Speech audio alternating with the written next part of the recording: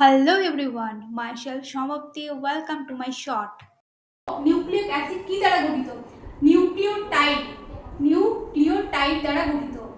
আগের দিন আমরা নিউক্লিওটাইড নিয়ে কথা বলেছিলাম। নিউক্লিওটাইডের মধ্যে আমরা কি দেখতে পেয়েছিলাম? সুগার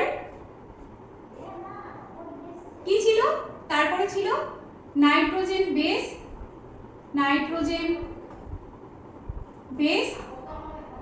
আর এখানে ছিল ফসফেট। তাহলে কি দেখতে পেলাম? নাইট্রোজেন বেস, সুগার এবং ফসফেট, এই তিনটে নিয়ে তৈরি হয়েছিল নিউক্লিওটাইড।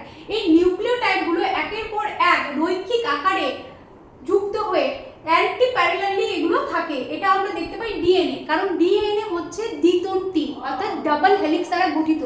তাহলে এটা আমরা দেখতে পাচ্ছি ডিএনএ ক্ষেত্রে। ডিএনএ ক্ষেত্রে কি দেখতে পাচ্ছি? এখানে সুগার, এখানে ফসফেট।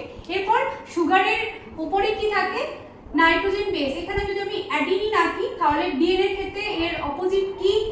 পাইরিমিডিন হবে থাইমিন, এটা ডবল বন্ড থাকে। আর একটা হচ্ছে এখানে আমি গুয়ানিন, তাহলে এর উল্টো দিকে হবে সাইটোসিন। বা এখানে আমি যদি থাইমিন, তাহলে তার উল্টো হবে অ্যাডিনিন। তাহলে এখানে কি দেখতে পেলাম যে এটা সুগার এবং ফসফেট, আর এটা হচ্ছে নাইট্রোজেন বেস। এটা একটা নিউক্লিওটাইড। এই নিউক্লিওটাইডগুলি পরপর যুক্ত হয়ে অ্যান্টি প্যারালালি তাদের সাথে এই নাইট্রোজেন বেসগুলো হাইড্রোজেন বন্ড দ্বারা যুক্ত থাকে।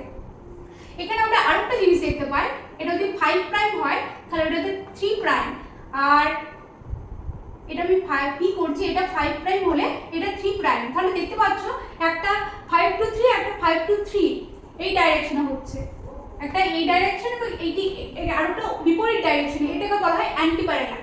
এটা হচ্ছে ডিএনএ এর ক্ষেত্রে। কিন্তু আরএনএ তে আমরা কি জানি? আরএনএ হচ্ছে একতন্ত্রী। আরএনএ এর মধ্যে আমরা কি কি আরএনএ পাই? এমআরএনএ অর্থাৎ মেসেঞ্জার আরএনএ, আর এটা হচ্ছে টিআরএনএ ট্রান্সফার আরএনএ, আর একটা হচ্ছে আরআরএনএ অর্থাৎ রাইবোজোমাল আরএনএ।